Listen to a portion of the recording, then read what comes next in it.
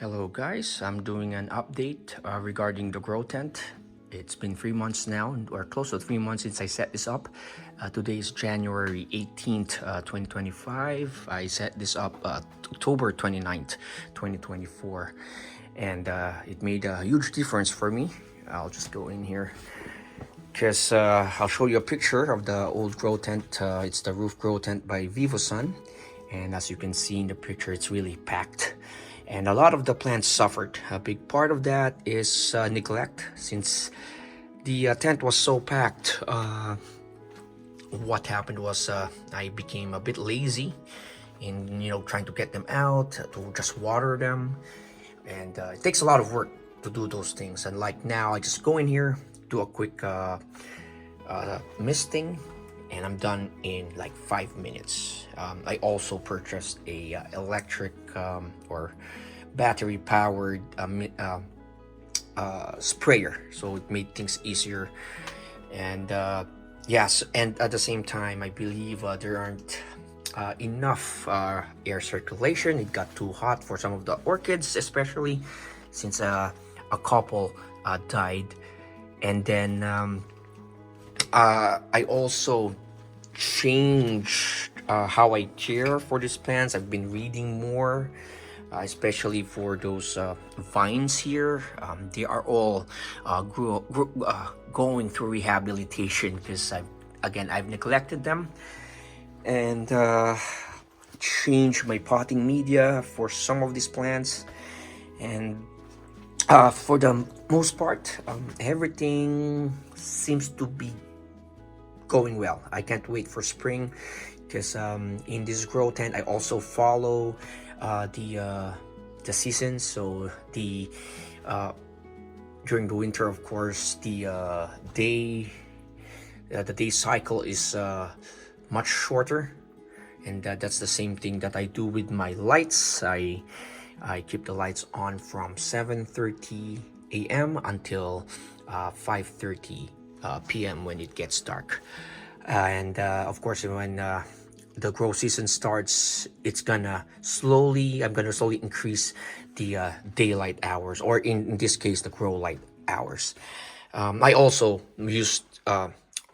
repotted a lot of my orchids, and then transferred some of the orchids from the wood to tree fern panels.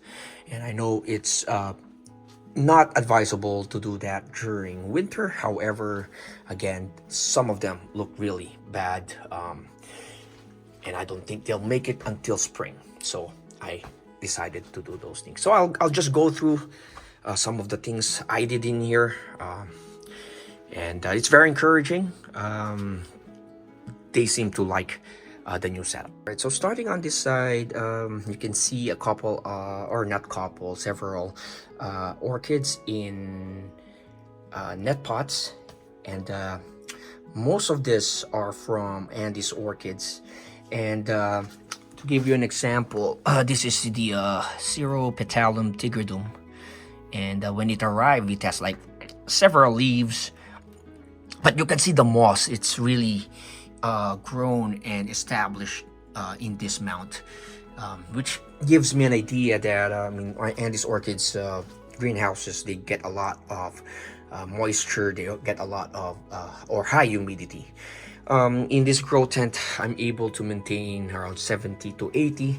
However, I think it's more consistent in their greenhouses, and this some of these orchids didn't do well on mount, so I decided to transfer them in these net pots with cocoa husk and sphagnum moss. And then I water this once a week. I've been doing that now since I've transferred them, and they seem to look good. Especially this. These guys were suffering there when I move this into the grow tent. I don't think they'll make it, but I have a lot of new growth in the last 3 months, so it's very encouraging. I think they do need more this species. This is the Hirundinus, Ceropetalum hirundinus, needs more moisture. But an example of orchids that are doing well on mounts. This is a Ascocentrum ampuloceum, also from Andes Orchids. This is Brassavola grandiflora, doing great on their mounts. So not all of them are suffering as these other orchids. So yeah, so that's what I did for the most part. This one I'm wish, or I hope that they make it. This is all from one plant, this actual plant here, and yeah, they're the only survivors from the bulbs that I pulled out. So I hope they make it, because they have really nice flowers, and I don't want to purchase another one. So yeah, but for the most part, I'm able to at least figure out what they might specifically need. And then on this part here, as you can see, these are the Arangus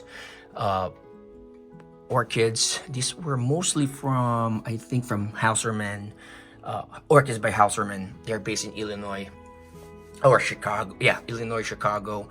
What I notice is if they were on their mounts, they're doing good, but they get dry faster. So I moved them to tree fern panels, and in this one, it's showing really good growth. So yeah, this is the Arangus punctata, and this is the Harriotiana, Arangus Harriotiana. So this one has some die-offs from the previous mounts, but now I have new leaf growth. So these tree fern panels I purchased from the Philippines when I visited my my hometown. It's cheaper there. Here in the US, about 2 pieces is around $20 or something, sometimes more expensive. But I was able to buy 15 pieces of this tree fern panel, these big tree fern panels, for $5. And then my sister visited me and brought another dozen or so. So I have enough tree fern panels to last me for a couple of years. This is I forgot what kind of species. This is from the Philippines, dancing lady, but I have some wild Philippines tree ferns from the Philippines. I just let them grow here and they're doing good. This one is a fern that grew on, well, let me check. It just grew on one of the orchids from Andes Orchids, and I decided to remove it, and it's growing really well. So yeah, ever since setting up this grow tent, I'm able to like really do more small projects with this plant. So very happy so far. These ones are doing good. This is a Bulbophyllum laceo-chilum. I'm getting a lot of growth. I believe it's getting too dry in the smaller grow tent. I think it got really hot during summer, and it suffered. I even moved some of the bulbs here, as you can, let me check, and there are some new growth. All right, so I moved a little bit lower into the grow tent. Down here it's cooler, it's more humid. So right now up here it's 68% humidity and 74 Fahrenheit, but down here should be cooler. And the orchids down here are most of them are from Andes Orchids. They need to be moist at all times. They can stay dry. They need cooler temperatures, and I think this pot is perfect. One of the notable ones is this Pleurotalis ornata. I'll show you a picture of the flowers. The picture of the flowers. It's really cool plant, a really cool orchid, very small flowers. I was able to get a good shot, but unfortunately for the past like 5-6 months it was not doing great. And I believe again it was getting warmer in the smaller grow tent, and it was getting drier faster than I was able to water. And so this is a keiki. I moved it here. Sorry, there's this Queen Malani leaf is blocking my view. So here, it's doing good, but this is the mother plant, which I place in another tree fern panel. I'm using this. I had extra of this plastic fencing, and I find it easier to mount orchids this way rather than using the fishing line. What else? Yeah, this is a gift from my parents. This is a Pleurophthalus Sonderana. Let me check. Yeah, Pleurophthalus Sonderana. This one never had any issues. If you want a miniature orchid that will bloom throughout the year, this is the thing. This is the guy that you need to get. But I still moved it, remounted it in tree fern panel, and placed a ton of long fiber sphagnum moss because it's starting to dry out in the older mount. And yeah, that's a Restrepia dodsonii, another good grower for me, one of those Restrepias that do well for me. I have a keiki that I actually moved in a pot, and I'll show you it bloomed for me. It blooms during when the weather cools, fall to late winter. Right, so moving on. Yeah, this one here, I'll show you a picture.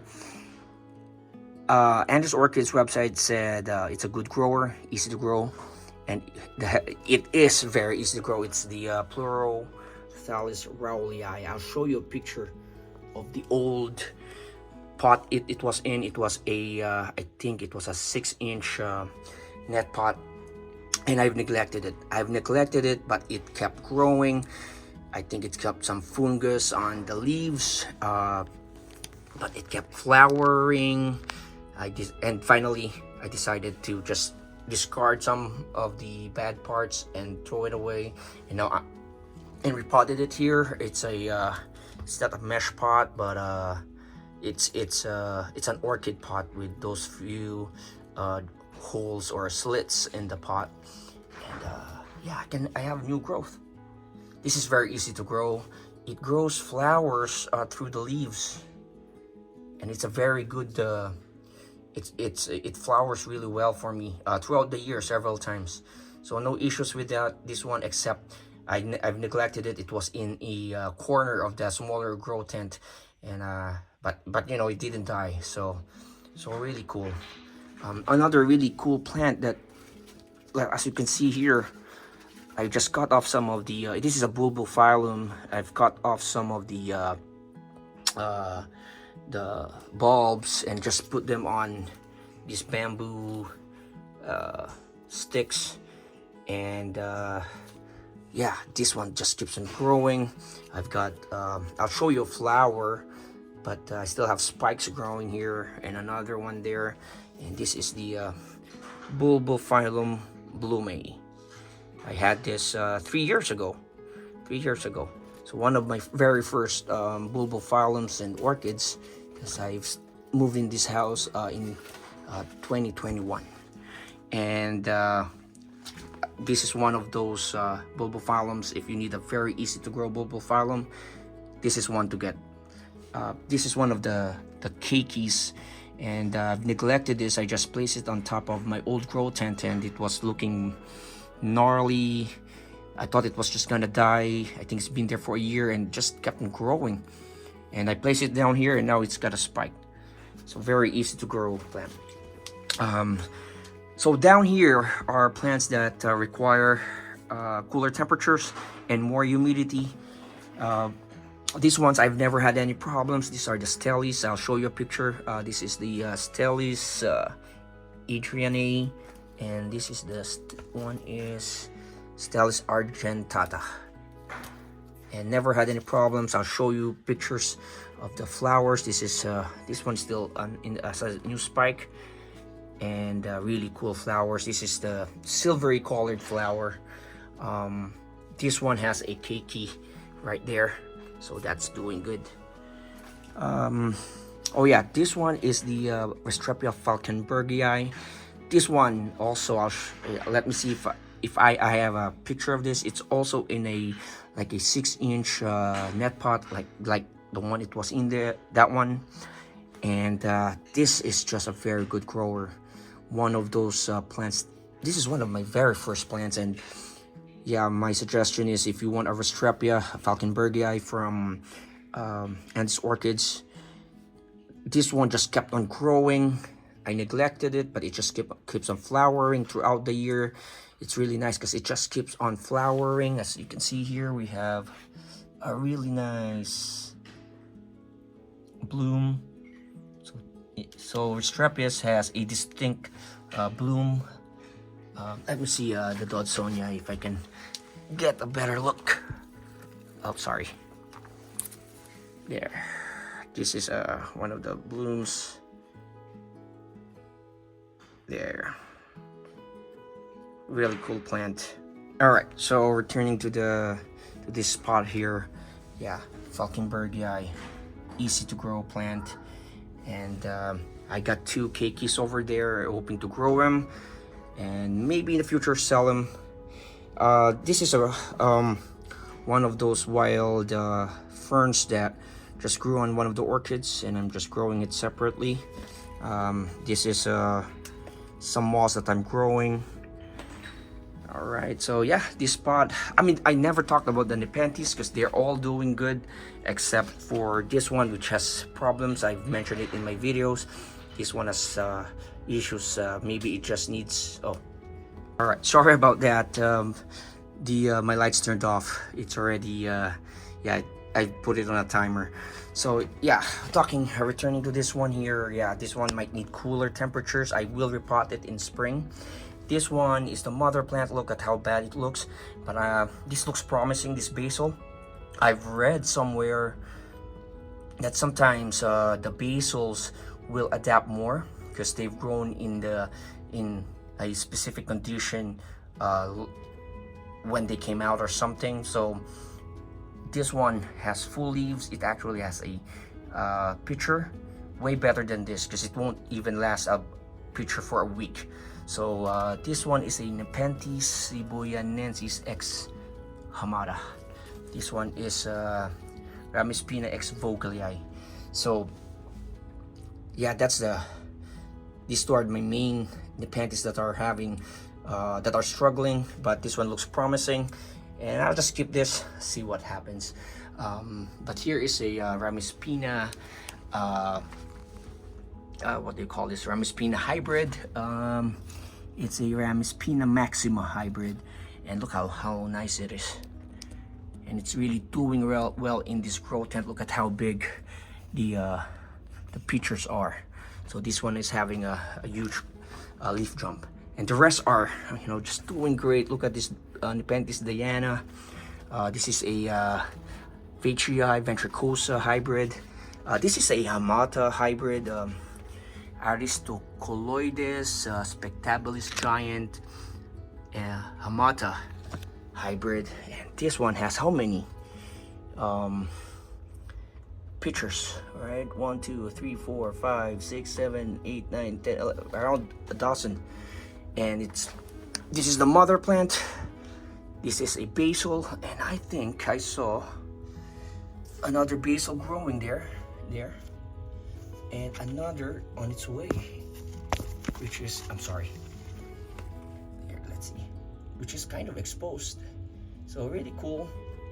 So one there and another basil. So this is a pretty good growing plant. I think it's the spectabilis giant, a line that's very vigorous growing, because this one here, look at all these big pictures here. Look at that. And then another one has spectabilis giant in this hybrid. Yeah, there. So I believe the Spectabilis Giant is a good line for breeding Nepenthes hybrids. Alright, so moving on this side here, this is a fern from the Philippines. Just keeps growing. I thought it was dying, but I think if it is exposed to like bright light, it gets red. This one is the Vanilla planifolia orchid, the vanilla producing orchid. In the older growth, and it actually did well. It climbed over, because I had this in the old grow tent, this wire fencing, and it just grew. However, it was covered by the other plants, and then I kind of neglected it. So here are some of the cuttings, and I'm using this clear moss pole. The brand is Eox. It's cheaper than the Thickly brand, and I'll show you the roots. Let me see. And I have lots of good root growth. There you go. All right, pause it a bit because I don't want to drop it. So yeah, lots of root growth. So really nice. So it's bouncing back. So that's good.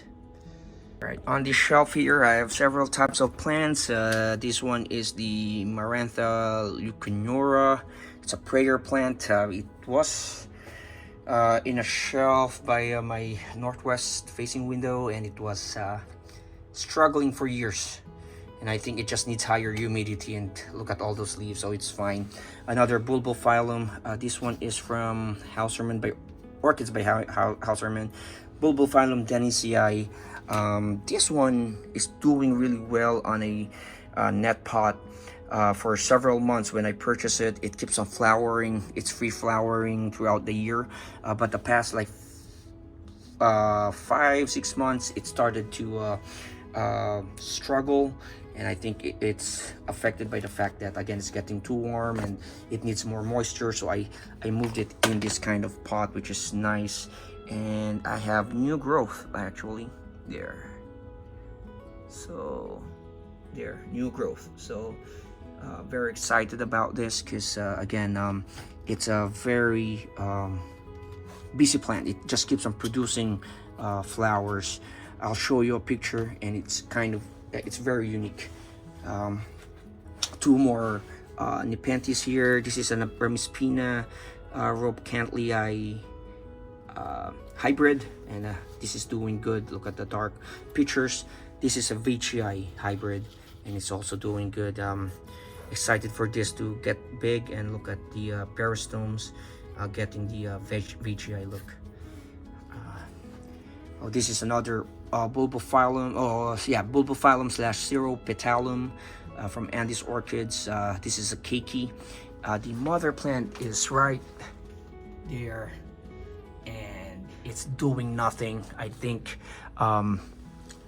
in my grow conditions, it just needs more moisture, so I moved it here. It's still a net pot with cocoa husks, and I used long fiber sphagnum moss to give it more moisture, humidity. However, the first cutting that I took from the mother plant actually rotted, so only like this is less than an inch thick of a long fiber sphagnum moss, just enough to keep it moist but not kill the roots. And you can see there's a new growth in just a span of like a few. I don't know when I restarted this. Let me see.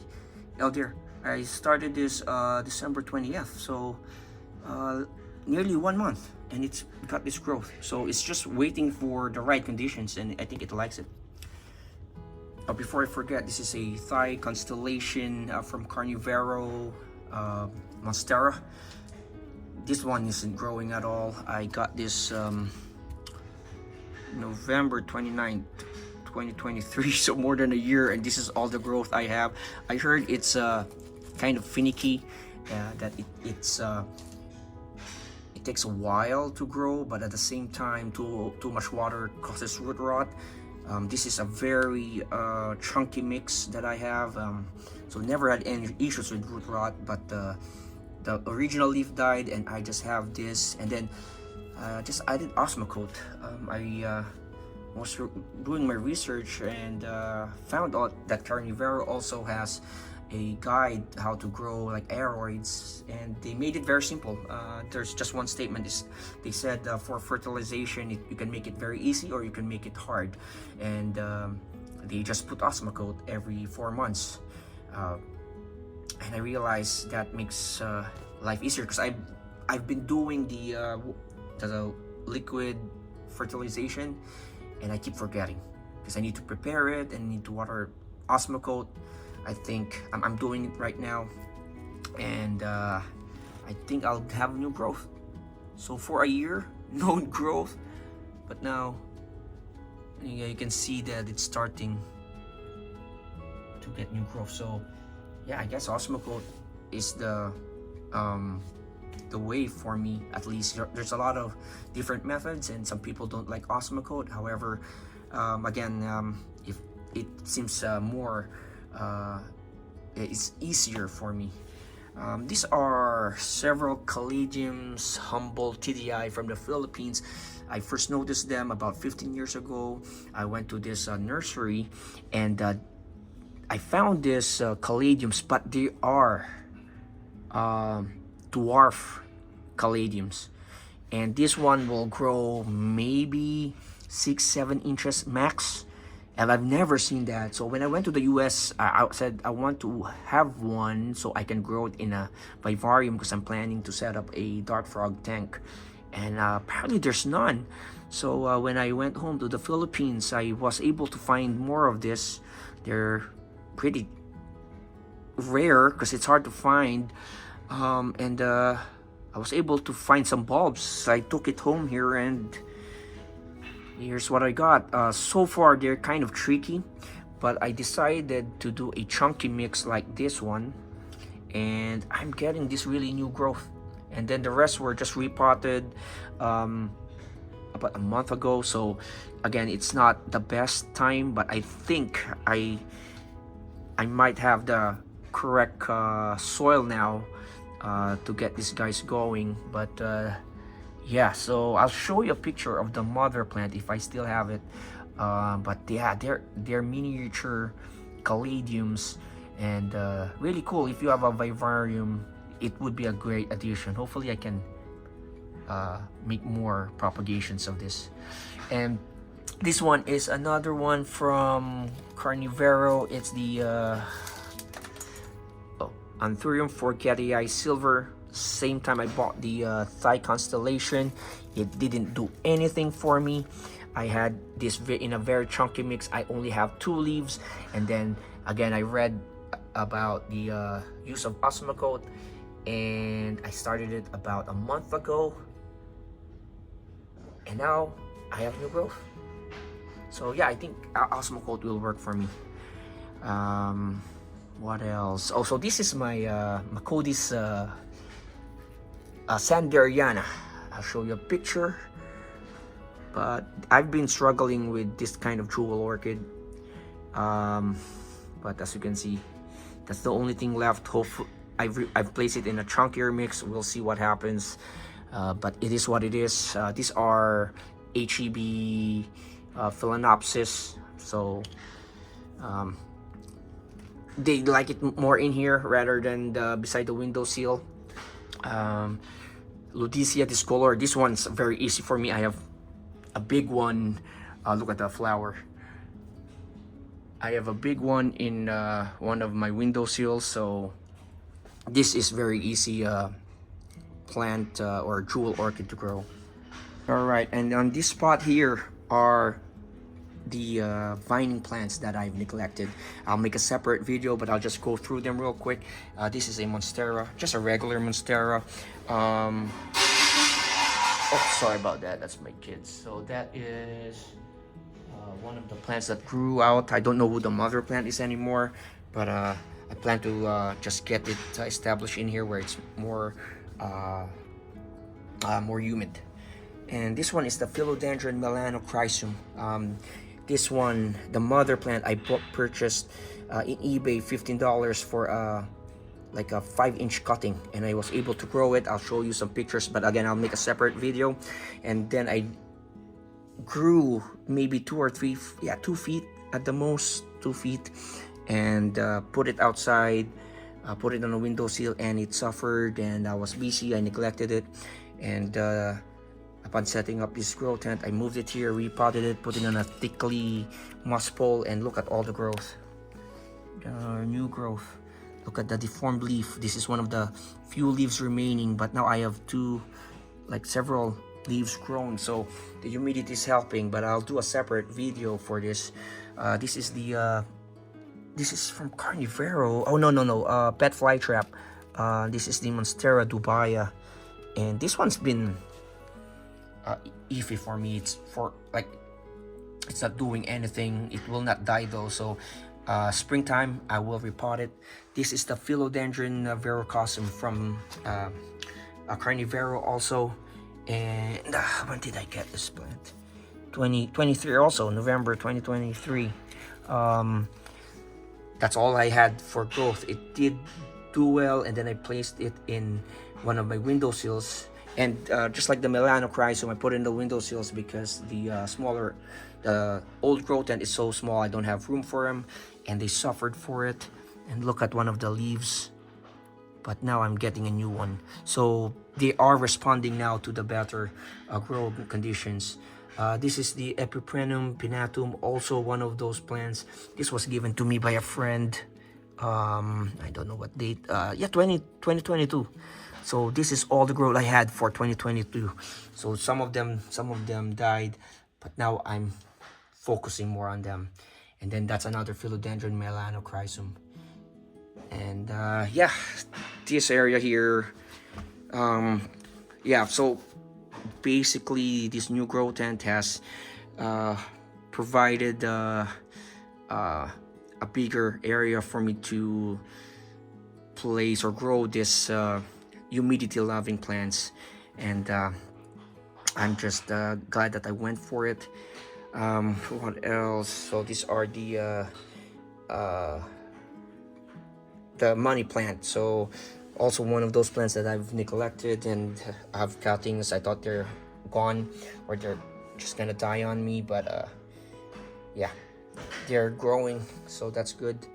One of the ferns here that grew on wild on one of the Andes orchids, so it's needs more humidity. I don't know, but it's free. I don't mind, but it just keeps growing.